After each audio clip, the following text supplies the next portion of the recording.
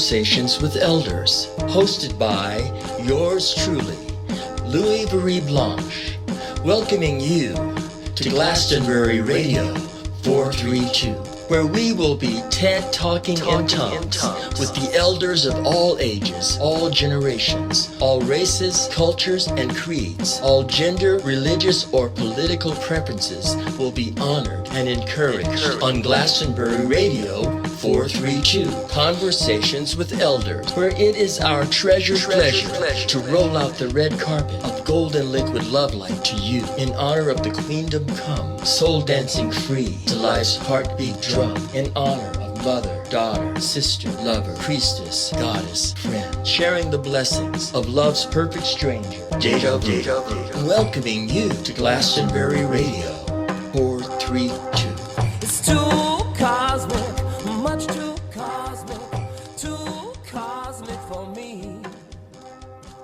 Much too cosmic. Yes, here we are once again on Glastonbury Radio 432, Conversations with Elders. And it is our pleasure to continue delving into this treasure known as the Garden of the Desert Rose with my beloved Deborah L. Kelley. And today we are on chapter 4, which is entitled A Damaged Rose.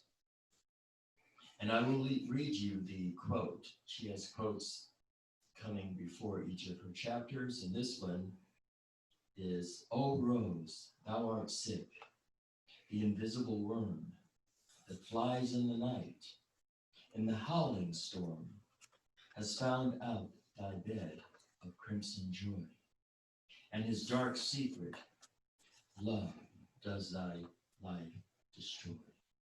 That's by William Blake. And here we're going to have beloved Deborah read from her book known as The Garden of the Desert Rose, chapter 4. Thankfully, the rest of the day flew by without further drama or trauma.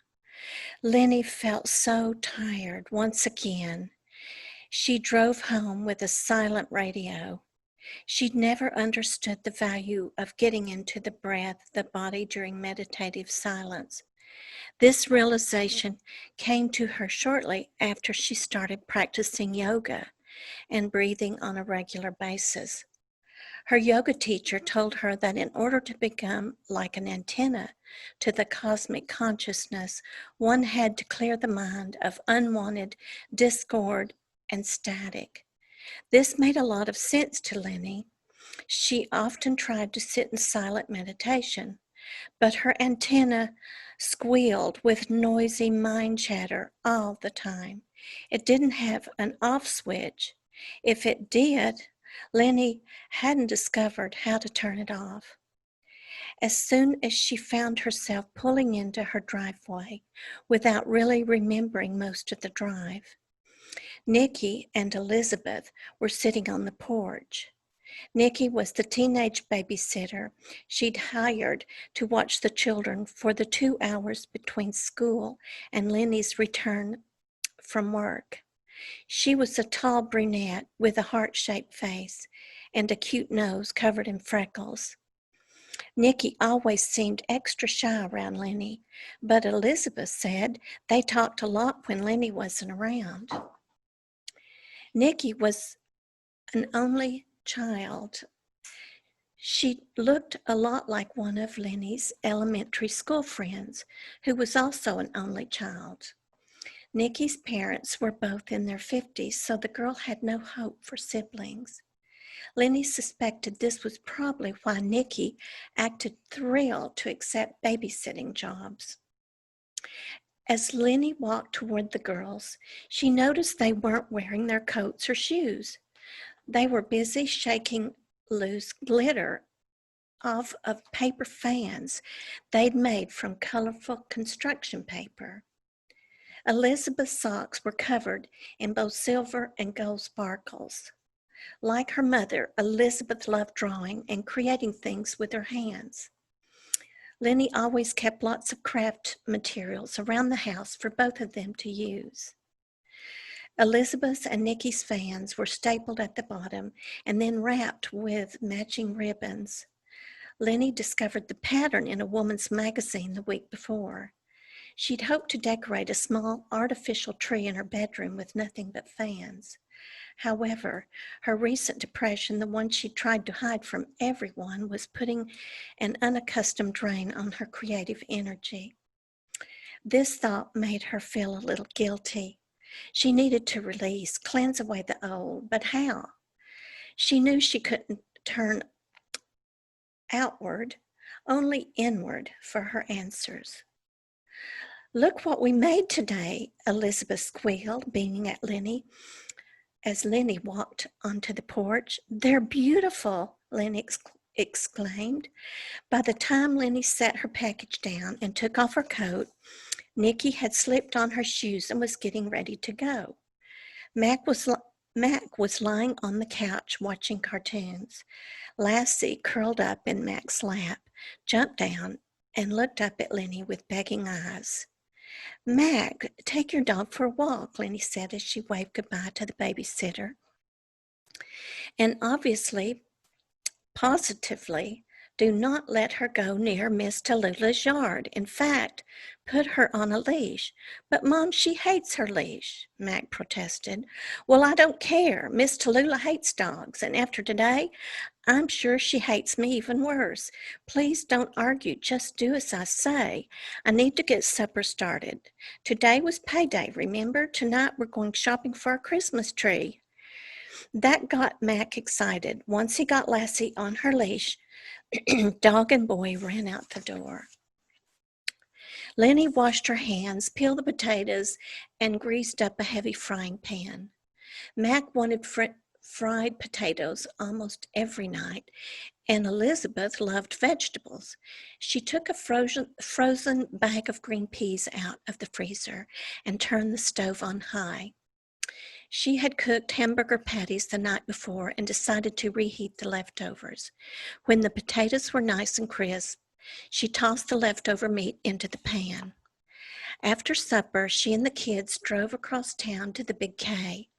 A year before, enrolling in an evening secretarial course, Lenny worked there as a hardware manager. A girlfriend from high school helped her get the job. It didn't seem to matter to the store supervisor that Lenny didn't know a thing about tools. If you were dependable and came to work on time, that seemed to be good enough for him. Every year, in the corner of the Big K parking lot, a local farmer sold reasonably priced Christmas trees. Lenny let the children pick out a tall, skinny one that barely fit on the top of her small car. While Mac and the farmer tied the tree to the roof, Lenny and Elizabeth went into the Super Saver store to buy popcorn, candy sprinkles, and some food coloring for making sugar cookies. While they were shopping, she ran into a coworker from her days at the Big K. Bonnie, a sales clerk in the dry goods department, was marking down damaged Christmas ornaments and chipped pottery. She and Lenny hugged and shared the latest gossip. Lenny had left her hardware manager job at the Big K because her second husband didn't want her to work. Not working felt like a treasured luxury at the time. But later on, it felt more like a prison sentence. "Don't wander off, Lenny," warned Elizabeth, but for the moment, her daughter seemed quite content to rummage through a large pile of unpackaged and somewhat damaged tree trimmings. Elizabeth spotted a porcelain angel tree topper that had also caught Lenny's eye. From head to toe, the angel was white as snow.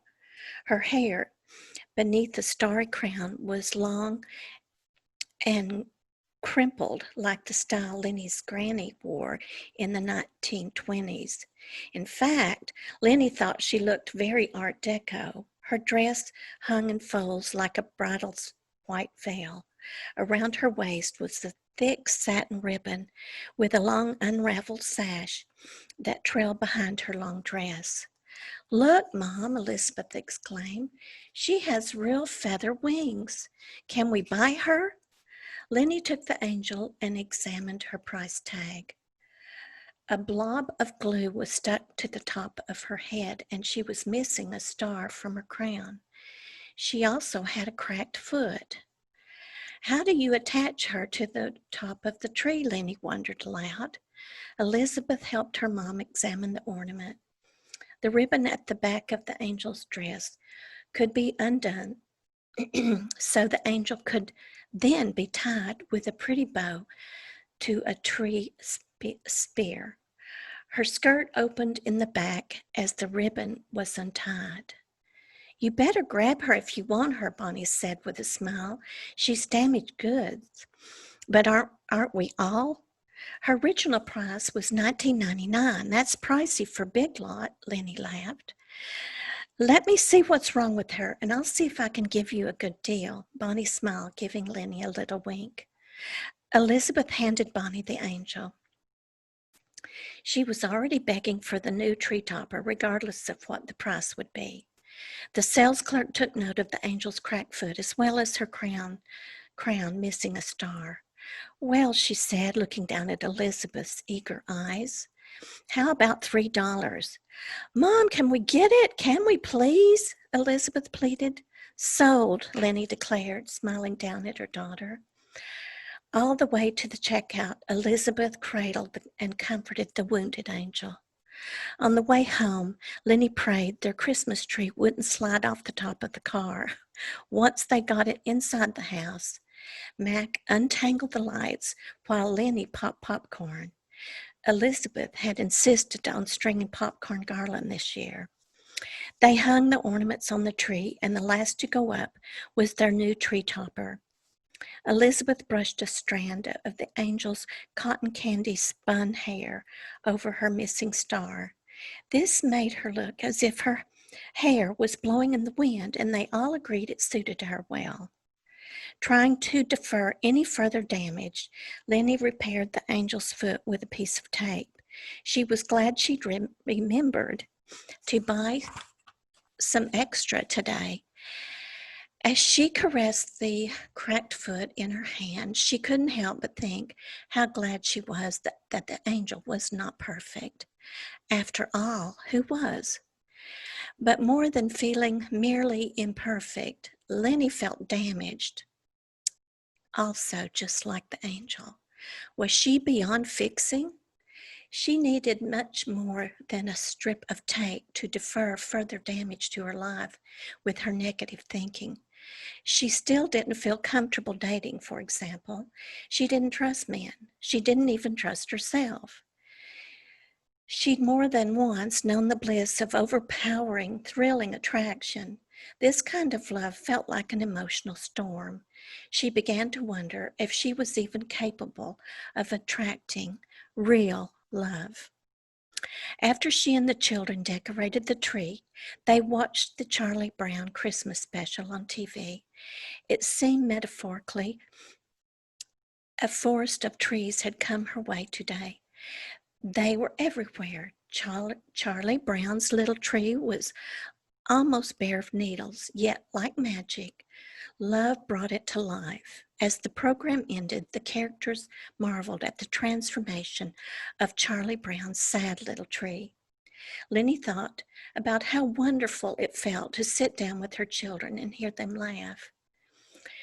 Chasing fun hadn't worked the other night at happy hour, but watching Mitzi laughing heartily at herself in the line dance pile-up was indeed a happy moment. Maybe her white-haired stranger of yesteryear was right. Maybe she did try too hard to find lasting happiness in places where lasting happiness could not be found. Lenny thought about some words of wisdom her yoga instructor had once shared during class. She'd been so captivated by what he said, she had expressed the concept in an oil painting. Happiness is like a butterfly within your reach. You can catch it with diligence, he said. Become still, and it may land upon you.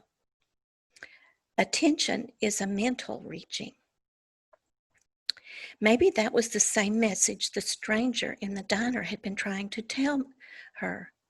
At 16, Lenny's mind was never still. It was always caught up in a past drama she kept trying to rewrite without success. A large part of Lenny wanted to be still, to stay in the moment, but a stronger, more reactive part exploded in fear, frustration, and judgment at the drop of a hat or pencil. Simply pretending she was happy when she wasn't felt like a slow death. Lenny got up and turned off the television. Her favorite part of the evening had arrived, story time. Mac ran down the hall toward his room to retrieve a book. With Elizabeth close behind, Lenny had long created a space in which they could share each other's thoughts about what they'd just read. It was a tradition she cherished. Lenny looked up at her grandfather clock to see its shortest arm resting on the number 8 and the long arm on the number 5. Then she glanced down at her wristwatch. It was 8:35. Lately, it had been running 5 minutes fast. Now, it was 10 minutes faster than the grandfather clock. Maybe her clock radio had the correct time. Mac, check my alarm clock in the bedroom, she called down the hall. I think my wristwatch is running fast. Excuse me, it's exactly 8:30, he yelled back. So her watch was still 5 minutes fast, but now the grandfather clock was 5 minutes slow. Lenny got up, opened the clock's glass face, and pushed the minute hand forward. Elizabeth beat her brother back into the living room. She handed Lenny a childhood classic, The Velveteen Rabbit, or How Toys Become Real. But Lenny shook her head. Elizabeth, Lenny sighed, it's Mac's turn to pick out a story tonight, and tomorrow we're going to a holiday party. We'll have to skip reading your book until Christmas Eve. I know, her daughter said with a sigh. I'm just putting it in the living room so you won't forget. Why would you think I'd forget? Lenny asked before deciding she didn't want to hear the answer. Never mind, she whispered, patting her daughter's leg. She put her foot atop a wobbly marble-top coffee table. One of the legs was slightly longer than the others. She figured if it broke, it wasn't a great loss. Elizabeth cuddled up to Lenny on one side while Mac returned with his book and started to snuggle in on the other side. No nursery fairies tonight, the boy said, teasing his sister with a sly grin on his face. Tonight, we're going to take an adventure trip with the Arabian Nights. Oh boy, Elizabeth squealed as Mac presented the book to his mother. Lenny was shocked. He chose a book his sister loved. She'd also dreamed of traveling to exotic foreign places, and books seemed a great place to start. She opened the book to the sliver. She opened the book to the sliver of paper that served as a bookmark. The next story was entitled The Enchanted Horse. It was the story of an artificial magic horse that had the ability to fly anywhere in the universe. The king of Persia did not believe the poor Hindu when he said it was magic. To prove his story, the Hindu flew far away, and from a mountaintop, he discovered a palm tree. He returned to the king with a single palm branch as proof. A mountain palm tree, Lenny said in halting tones. Do we have palm trees in our mountains? Elizabeth asked. No, but today has been a tree day for your mother. I dreamed about one, thought about one, looked at several tree pictures, watched one on television, trimmed one, and now we're reading about one. I'm deep in a forest of tree symbols tonight, Lenny said, shaking her head. Elizabeth giggled. Think it means anything, Mom? Mac asked. Maybe, but it would hurt my brain too much to think about it right now, Lenny answered. Pretty interesting, Mac said, with a faraway look in his eyes. Lassie was snoring in his lap by the time the Prince of Persia and the Princess of Bengal got married. It was written they lived happily ever after, but Lenny doubted it very seriously. Bah humbug, Lenny cried out. That happy ending just shot an arrow into my butt. I need to kick it off. Let's get crazy and dance to a little Merle. Merle Haggard, that is. Mac turned on their boombox and pulled out an old 8-track cassette. He and Elizabeth proceeded to help their mom kick off the wedding bell blues. Legs went flying as Lassie, ever the good herder, circled them into a tight ring and nipped at their ankles. As they danced, she prayed someday she might be able to control her negative thoughts about herself. Like her gentle little sheepdog, now controlled their every move. In the middle of Merle Haggard singing about a man who was serving life without parole, the phone rang. And that's chapter 4. Yes. The damaged rose. So the tree topper angel, even though it was damaged, served a beautiful purpose. Indeed. And, it's been going on 40 years, maybe 38 years to be exact, that this book was taken out of a chapter of my own life and based on real happenings. And, I was thinking recently about how some people come into our life for a reason, a season, or a lifetime. And so how often I beat myself up because certain relationships didn't last a lifetime. I was holding on to something that perhaps for my growth was only meant to be for a reason. And I think back then I didn't know that little saying or live that little saying, but I do now. And it's another way to be free. And to, yes, we all have cracks and damages, but we're not our story. And you and I, now we're in our golden ages, and it's beautiful, it's wonderful. And we're at a beautiful place that we can share what we've been through with others as elders. And I appreciate the opportunity to do this. Well, as this show is called Conversations with Elders, I honor that perspective. But it's interesting, when I was young, there was a song entitled When I Was Young.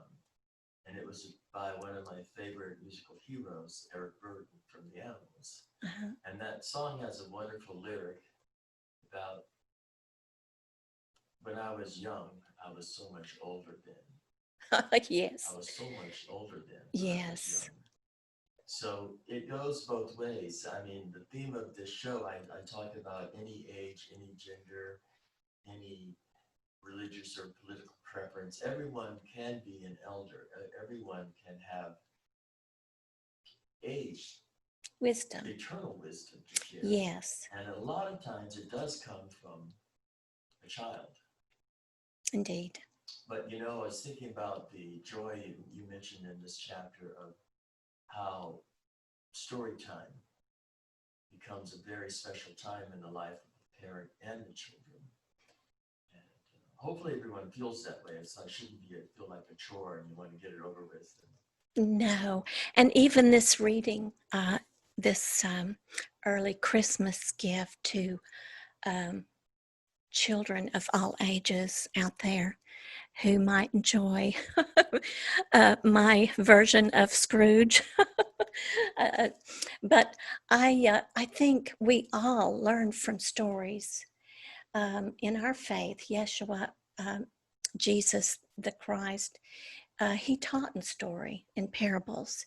And it's an easy way to reach our inner child and to not think with the intellect, but with our heart, which I think is the part that we must open up and be free, be as a child, to enter those higher levels of consciousness. And so stories help us do that. You know, we mentioned Joseph Campbell earlier in our reading of one of the chapters, and how the power of myth, the story, it may be mythological, but it can take on real and true consequences. Definitely. And oftentimes that, believe it or not, has a lot to do with how much our consciousness adds the reality to our perception. Whether it's real or not, consciousness can create a story out of things. Yes, and you know, our animals too can inspire us. We were talking about the plant kingdom teaching us and being symbols and holding great wisdom if we just look and open ourselves to that sort of influence to enjoy living.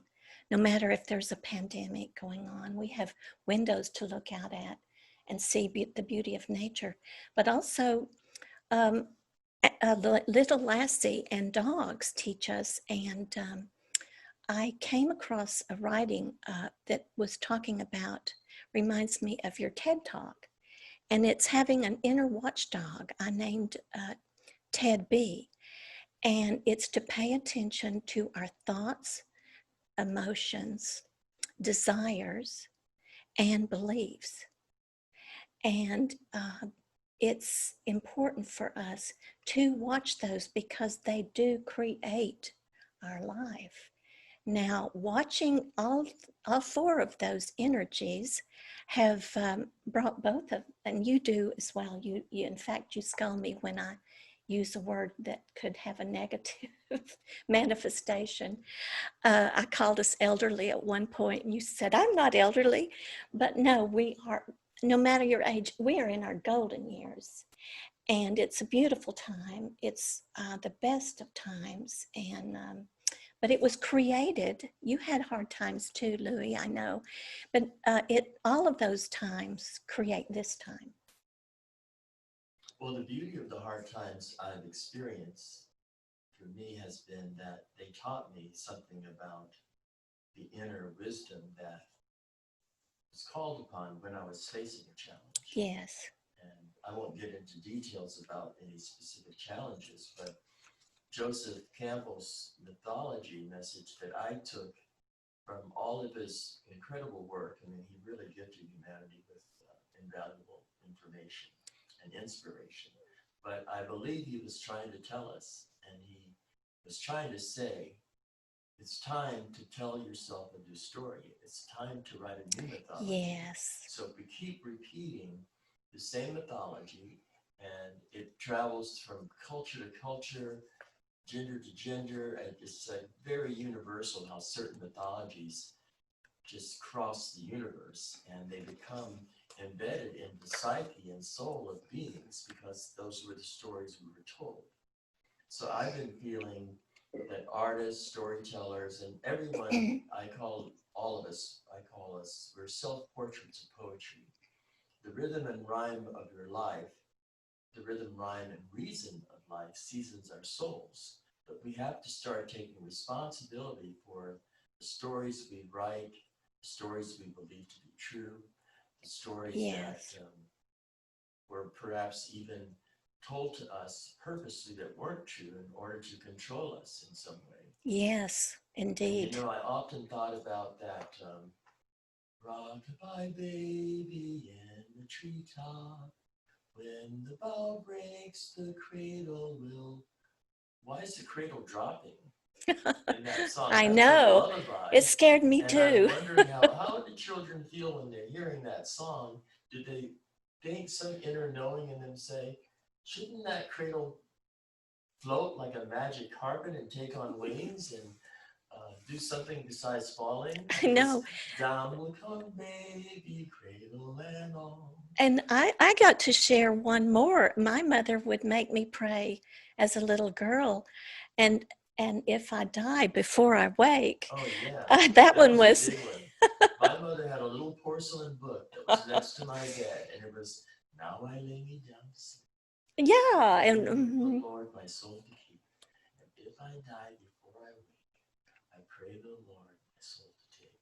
Now that's a good gesture of, yes. at least you're seeing that this fearful thing that most people think of as death, your soul can be taken to a place that transcends all the fear inherent in the story. Exactly.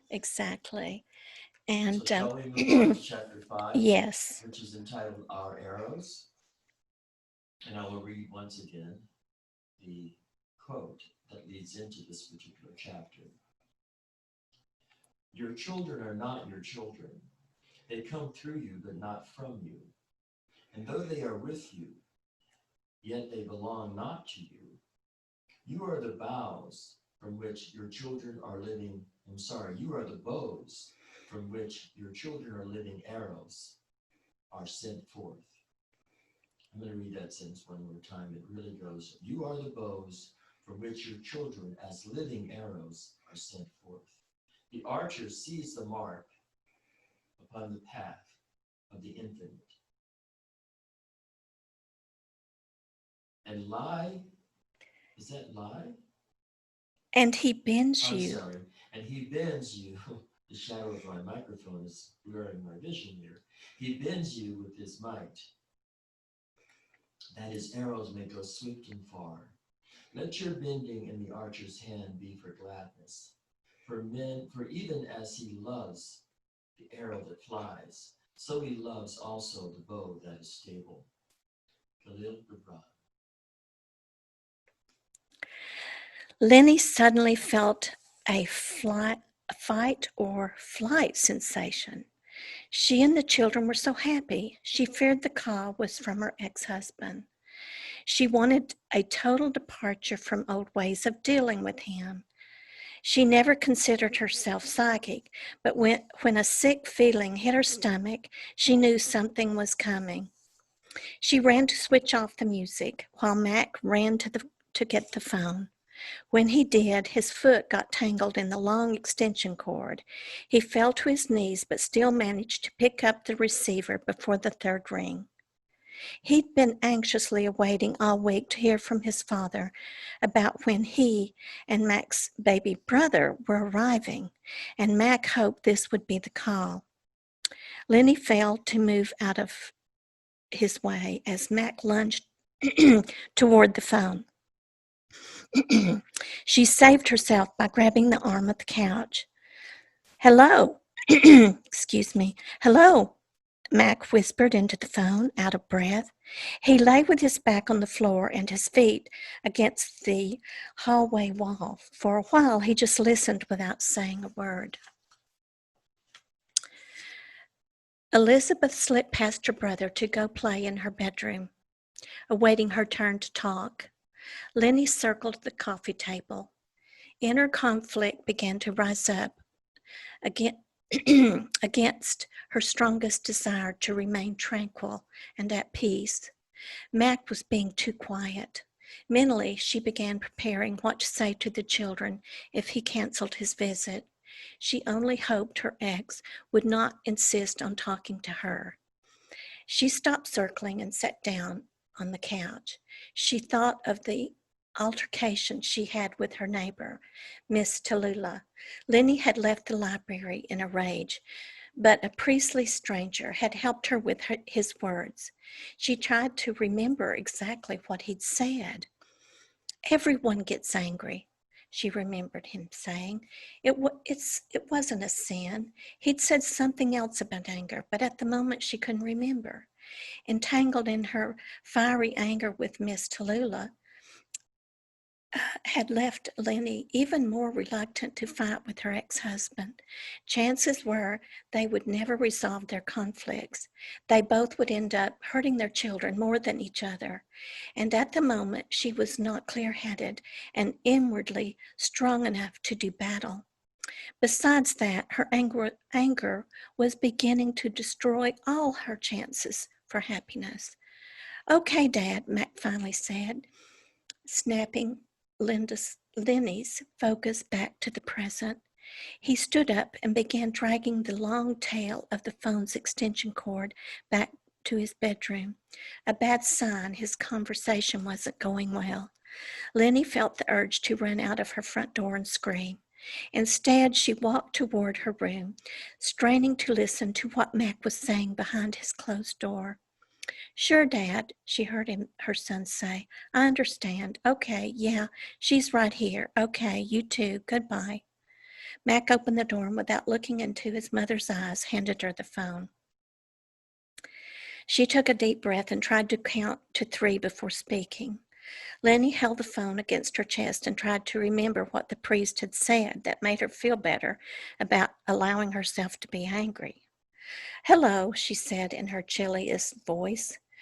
Her mind exploded in cuss words she never wanted her children to say. As soon as she heard his voice, she could barely listen to what he was saying.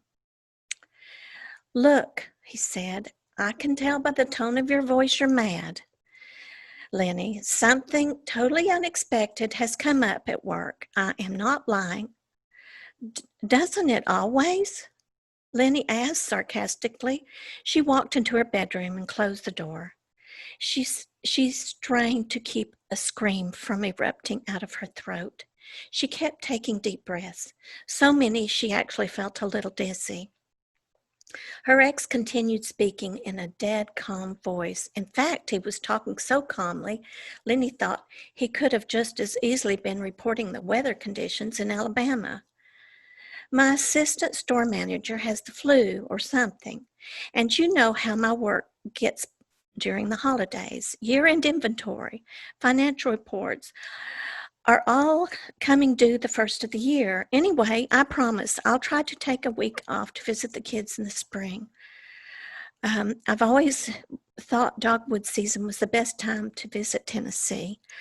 I told my wife how pretty it is. She's already excited.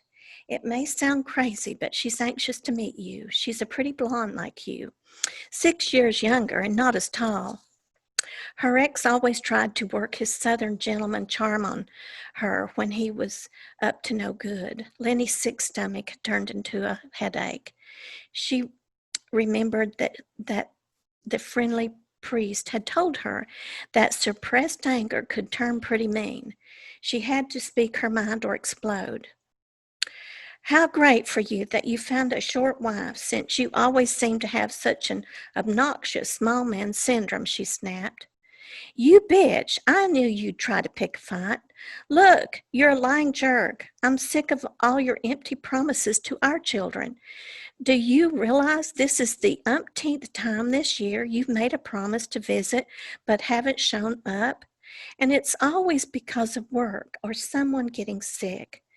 You think if you send my child support check every month, you are free and clear to live your life as you choose. I never want to speak to you again. Stop asking to speak to me. The very sound of your voice makes me furious. Look here," he continued, "how dare you yell at me in front of Mac and Elizabeth? I love both of them as much as you do. And you're the one that left me. Remember that when you're whining about me never seeing them.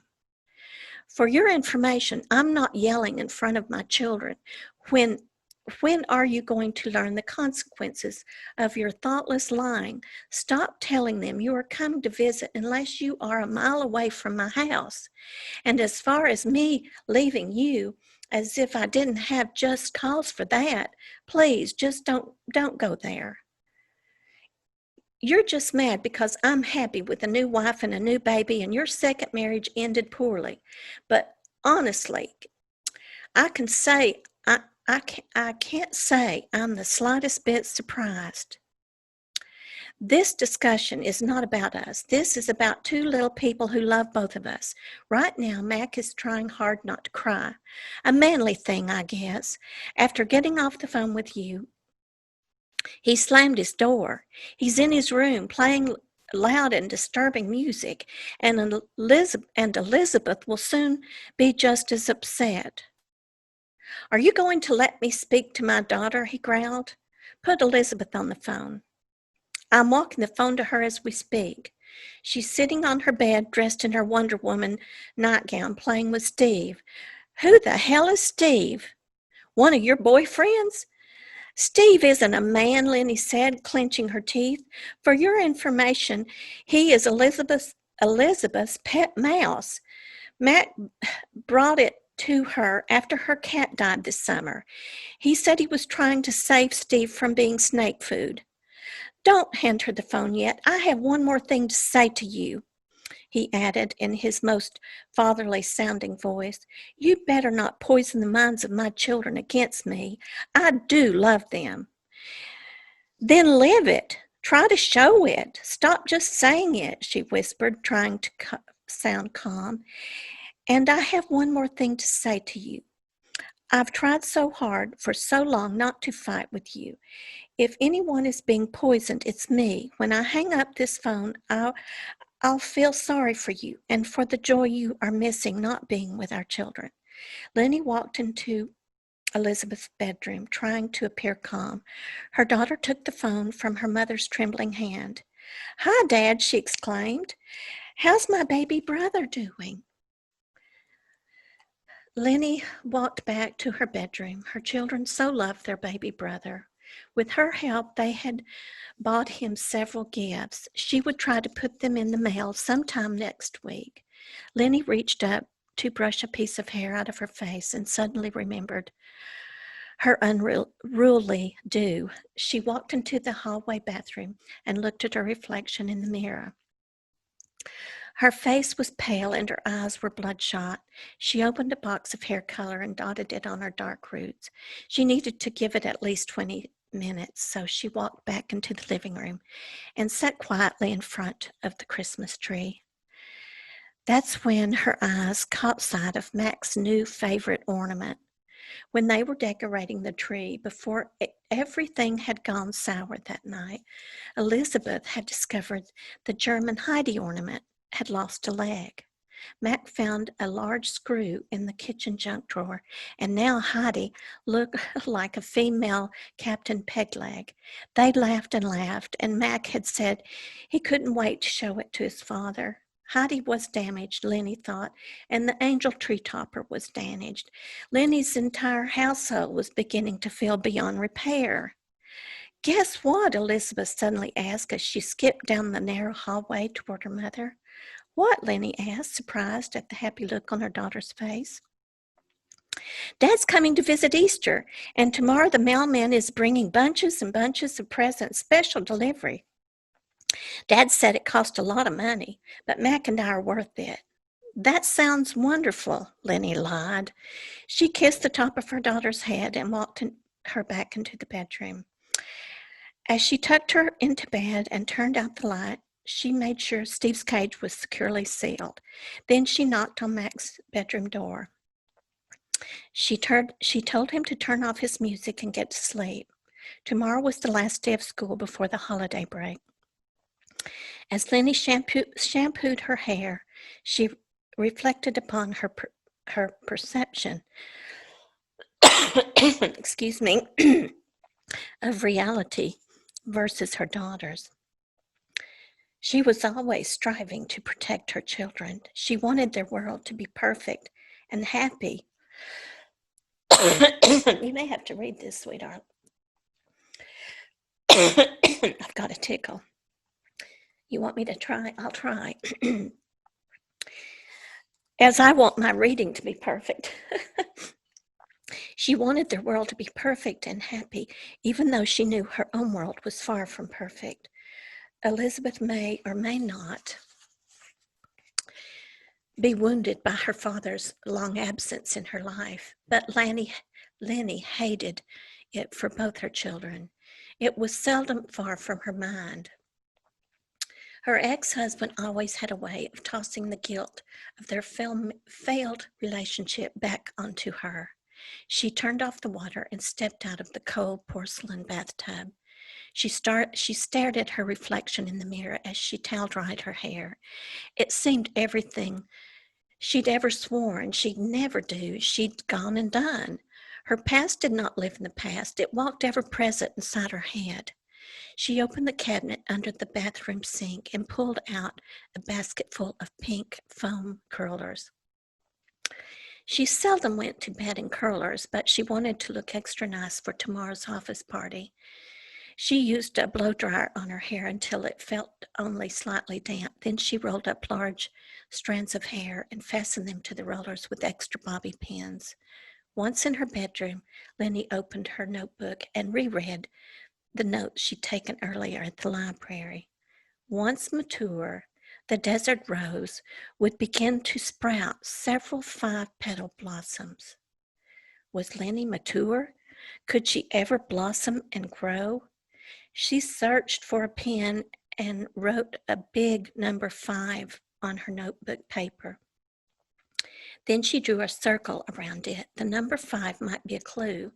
Her Nancy Drew archetype was working again, hot on the trail of her unsolved mystery. Then it hit her. She remembered the new angel she just bought from the Christmas tree was missing one of its stars. Originally, there must have been 6 stars, but now she only had 5 stars glued to her crown. Lenny paused before closing her notebook. Was she just reaching for straws?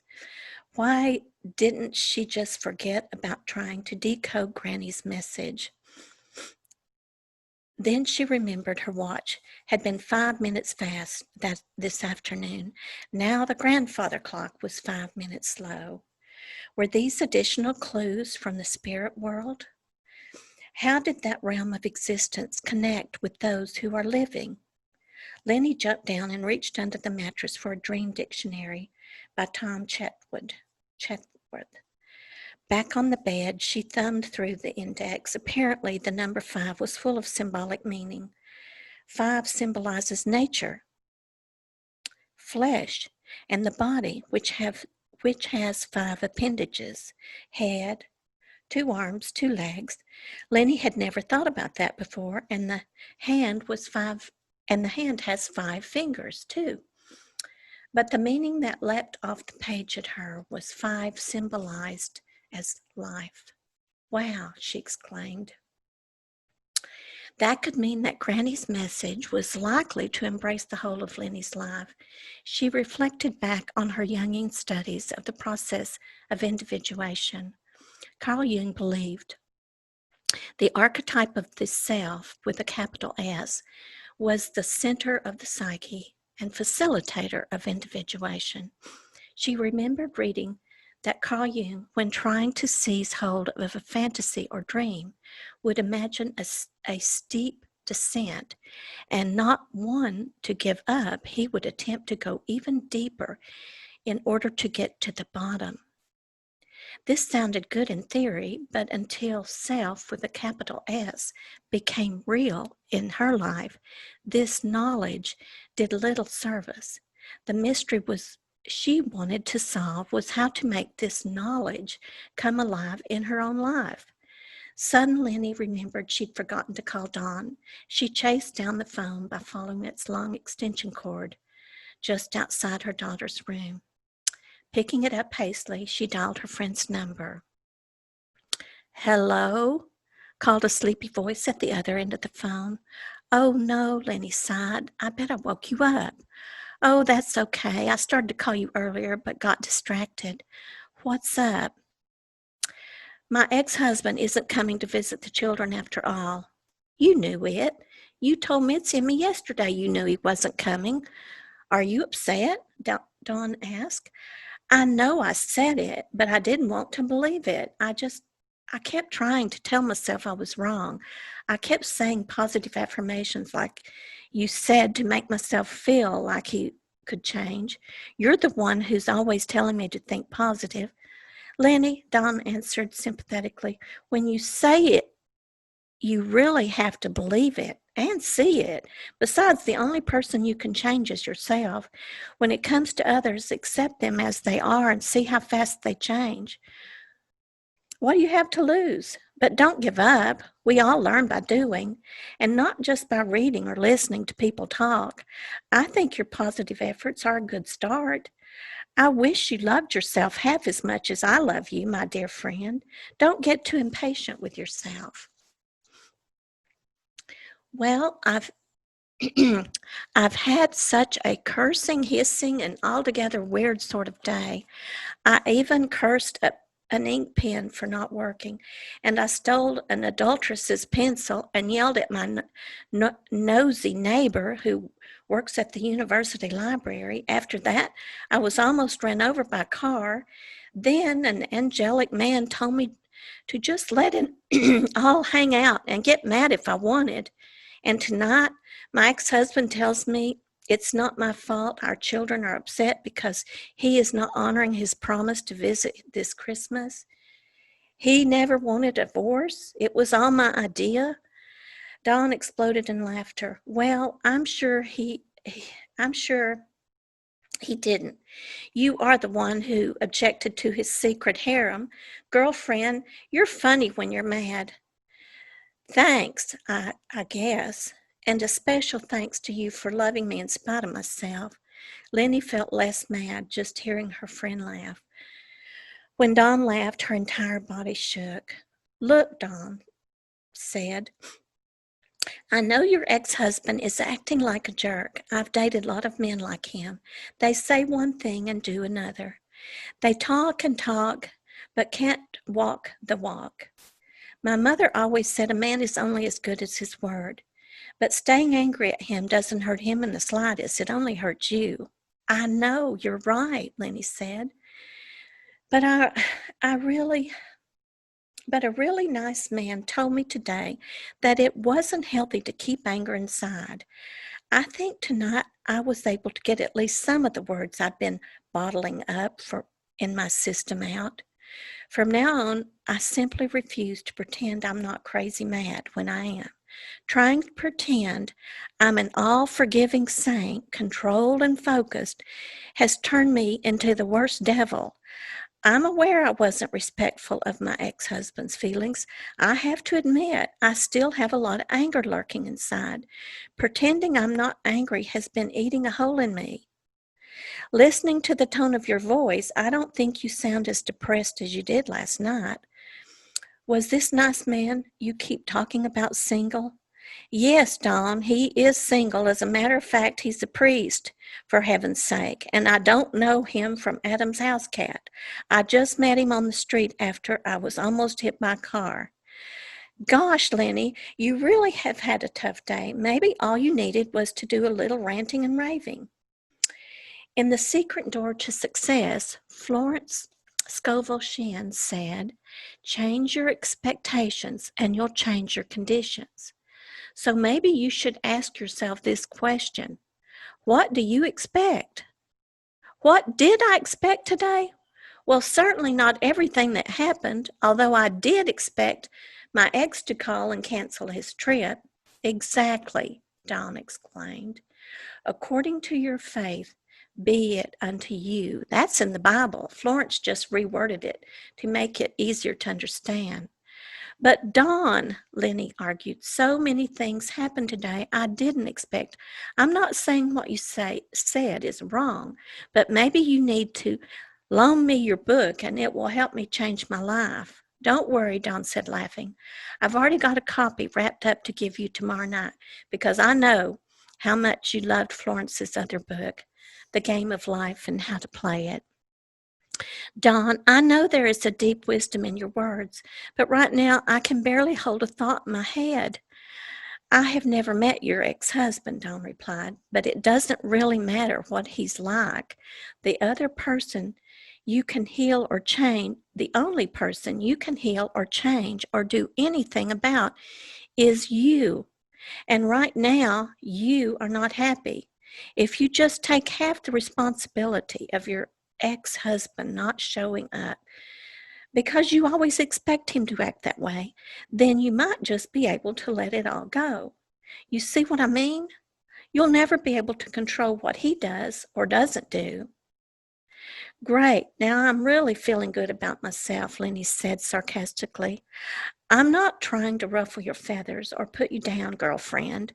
I'm just saying we have to take responsibility for what we are sending out and helping to create. Do you really think because I expected the worst, I played an unconscious role in my ex-husband's canceled visit? Well, let me just say this, Dawn answered. I once read Gandhi was known for his transformational soul power. He always imagined the man standing in front of him was trustworthy. He expected the best behavior from everyone, and they say his presence was so great, even armed soldiers laid down their weapons as he passed. Now that's what I'm talking about. That's spiritual alchemy. And Lenny, you need to activate that kind of soul power when dealing with your ex-husband or anybody else for that matter. Dawn, I love you. I called to blow off steam. I called to tell you about my crazy day. But you've just given me a flash of insight. Were I to think from the standpoint of my sinner, my God self, I feel I would think as Gandhi thought. I would see the best in everybody. Until this moment, I wasn't sure I even had a God self. But if I try to develop an expectation such as Gandhi's, I might enjoy taking root and growing in a place of peaceful expectations versus always expecting the worst. Well, Dawn said, laughing, that's what friends are for. Thank goodness I finally said something that sunk into your stubborn head. Have you talked with Mitzi? Oh, yeah, she told me about your dream. It sounds profound, and she also told me I'm George, and you're Nancy Drew, so now the truth comes out. You guys think I'm tall and manly. Absolutely not, Lenny laughed. George was just athletic and liked to wear pants, but you have to admit Mitzi makes a great Bess. Okay, you're right, she snickered. I can't wait to hear more thoughts about your ghostly encounter with your grandmother. But not tonight, I'm too sleepy. I know how you feel. I'm exhausted too. But thanks to you, I'm going to bed with a new attitude. I'm going to make my granny's ghost proud. I'm going to grow some Gandhi soul power tonight. I'm going to try to believe the best about everybody. I'm sure if I will feel like I'm lying to myself at first, but at least I'll give it a try. If it works for my ex-husband, it will work for anybody. With my ex-husband, it will work for anyone. By the time Lenny hung up the phone, her heart felt heavy, but she imagined the very action of persistently thinking positive thoughts would be like climbing a tall mountain. Could she do it? Or would her old mental habits of negative thinking win out, thus causing her outer world to remain unchanged? Lenny walked over and turned off the overhead light. In bed, she grabbed an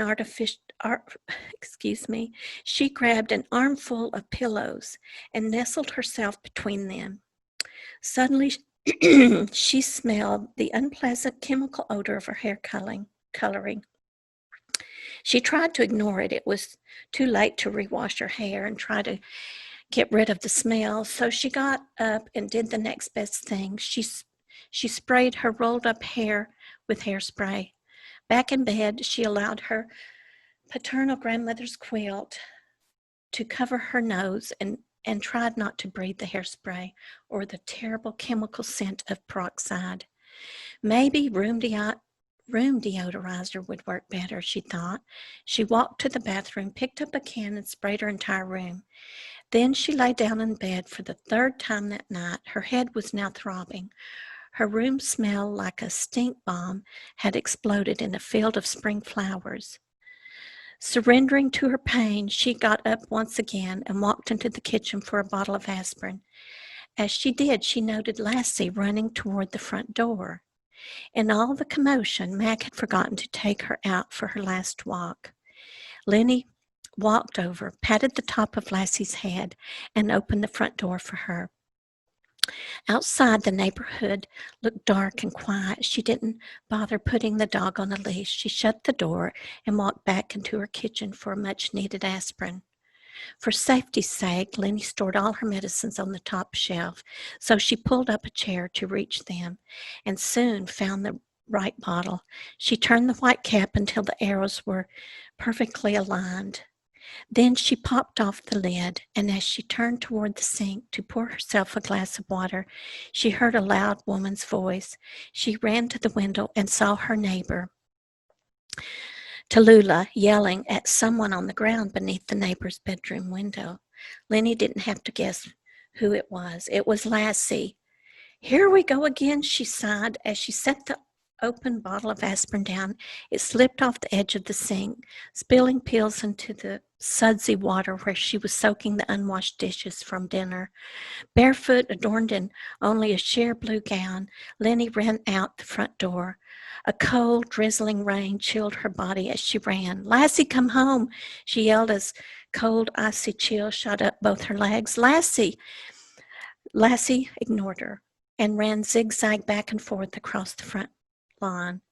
Young lady, Miss Tallulah yelled down from her window, this is the last time I'm going to tell you to keep your dog, or for that matter, your children, out of my yard.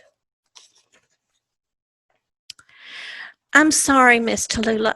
I'm sorry, Lassie trespassed again, but I'm kind of glad to see you. I really hate going to bed mad. I'm sorry I called you a bitch, but you were calling my dog a bitch. I'm often a bitch myself. Please forgive me. Lenny's legs were trembling. She couldn't feel her toes anymore. She stood looking up at Miss Tallulah's window, but Miss Tallulah didn't respond to her apology. She just closed her window and turned off the light. As she hurried into the house, she whistled and clapped her hands. Lassie knew that meant move now. The dog streaked into the house like a bolt of lightning. Lenny shut the door and stood on top of her heating vents until her feet unthawed. As she stood there trembling, she vowed to think nice thoughts about Miss Tallulah, but she couldn't think of a single one at the moment. By the time she crawled into bed, her headache was gone. It was a good thing because the empty aspirin bottle was now bobbing up and down next to the partly submerged greasy frying pan. And that concludes chapter 5. And again, it was our arrows. And I would like to, even though I read this in the beginning, I'd like to read it in the end. No one's perfect, sweetheart. Everything is in divine order, even the beauty of imperfection. Yes. Your children are not your children. They come through you, but not from you. And though they are with you, yet they belong not to you. You are the bows from which your children are living arrows are sent forth. The archer sees the mark upon the path of the infinite, and he bends you with his might, that his arrows might go swift and far. Let your bending in the archer's hand be for gladness, for even as he loves the arrow that flies, so he loves also the bow that is stable. Camille Gibran. And the more I'm listening to you share this story, the more I enjoy it, because there is a lot of what Bobby D told you, a lot of very deep, profound wisdom. You might say especially for women, but not necessarily so. I think it could be helpful to women, men, and children. Because this Indeed. chapter brought forth that dynamic when relationships don't work out and there's children involved, you captured that dynamic very well in the story. And I have children from a relationship that didn't work out. Mm-hmm. And if you go into the family court system anywhere in the world, I'm sure that on the day that family court takes place, if you could read minds, you would be astounded at what thoughts are emanating from the people sitting Yes. there, the people that once took vows to love each other beyond death to never part. Yes. And the feelings that we have for that person when we're in love with them aren't always maintained when that love doesn't fulfill the dream of being true. And it's very powerful how you described that letdown that children feel when the absentee parent doesn't keep their promises, or when the parent that has custody, or either one of the parents, the absentee parent or the parent with custody, the damage that's done to children when negative energy is all you express about your ex, and you express it in such a way that you may even, some people I think actually go out of their way to tell the children how bad their ex is, their mom or their dad. Yes, and used them as pawns. You said this recently. Yes, I mean the use of children as pawns, and just not knowing that your energy has an effect on the ones you love, because children should be our first priority, whether we're in the relationship with their parents, with the other parent or not. It would be a beautiful thing if people could hear in these stories that you're sharing the wisdom that they could apply to their lives, and truly applying it will make the world a better place. Indeed.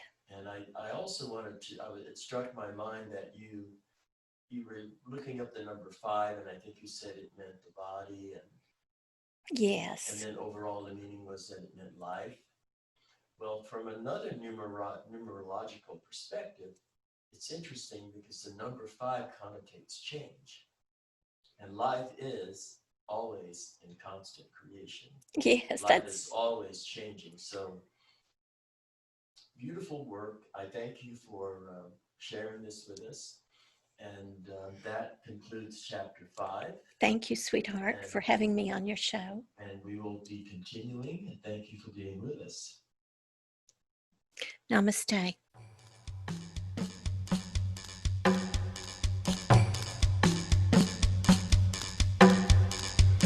Well, that's it for Here and Now. But until we meet again, this has been Louis Marie Blanche thanking you for listening to Conversations with Elders on Glastonbury Radio 432. Bless you. Quantum physics in the kitchen sink, the energy that follows the thoughts you think. Quantum physics and the cosmic sea, laws of nature too heavy for me. It's too cosmic, much too cosmic for me. Much too cosmic, much too cosmic.